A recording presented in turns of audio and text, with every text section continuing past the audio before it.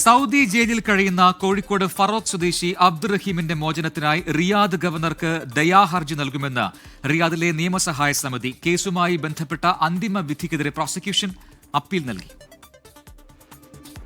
കഴിഞ്ഞ May 26-നാണ് Saudi ജയിലിൽ കഴിയുന്ന അബ്ദുറഹീമിന്റെ കേസിൽ റിയാദിലെ കോടതി അന്തിമ വിധി പുറപ്പെടുവിച്ചത്.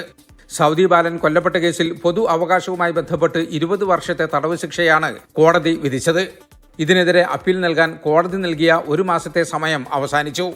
ഇതിനിടയിൽ അന്തിമവിധിക്കെതിരെ കൂടുതൽ ശിക്ഷ ആവശ്യപ്പെട്ട് പ്രോസിക്യൂഷൻ അപ്പീൽ നൽകുകയും ചെയ്തു. എന്നാൽ അബ്ദുറഹീമിന്റെ അഭിഭാഷകർ അപ്പീൽ നൽകിയില്ല. അബ്ദുറഹീം ആവശ്യപ്പെട്ടത് പ്രകാരമാണ് അപ്പീൽ നൽകാതിരുന്നത് എന്നാണ് റിയാദിലെ നിയമസഹായ സമിതിയുടെ വിശദീകരണം. അപ്പീൽ നൽകിയാൽ കേസ് വീണ്ടും നീണ്ടുപോകുമെന്ന ആശങ്കയാണ് ഈ നിലപാടെടുക്കാൻ അബ്ദുറഹീമിനെ പ്രേരിപ്പിച്ചത് എന്നാണ് സൂചന. അതേസമയം എത്രയും പെട്ടെന്ന് അബ്ദുറഹീമിനെ മോചിപ്പിക്കണമെന്നാവശ്യപ്പെട്ടുകൊണ്ട് റിയാദ് ഗവർണർക്ക് ദയാഹർജി നൽകുമെന്ന് നിയമസഹായ സമിതി അറിയിച്ചു. 19 വർഷത്തെ ജയിൽവാസം അനുഭവിച്ചതും ജയിലിലെ നല്ല നടപ്പും പരിഗണിച്ച് പെട്ടെന്ന് മോചിപ്പിക്കണമെന്നാണ് ആവശ്യം. 2006-ലാണ് സൗദി ബാലൻ കൊല്ലപ്പെട്ട കേസിൽ വധശിക്ഷയ്ക്ക് വിധിക്കപ്പെട്ട് അബ്ദുറഹീം റിയാദ് ജയിലിലാകുന്നത്. കൊല്ലപ്പെട്ട സൗദി ബാലന്റെ കുടുംബത്തിന് 15 മില്യൺ റിയാൽ മോചനദ്രവ്യം നൽകിയതിനെ തുടർന്ന് വധശിക്ഷ റദ്ദാക്കുകയും സ്വകാര്യ അവകാശവുമായി ബന്ധപ്പെട്ട കേസ് തീർപ്പാകുകയും ചെയ്തു.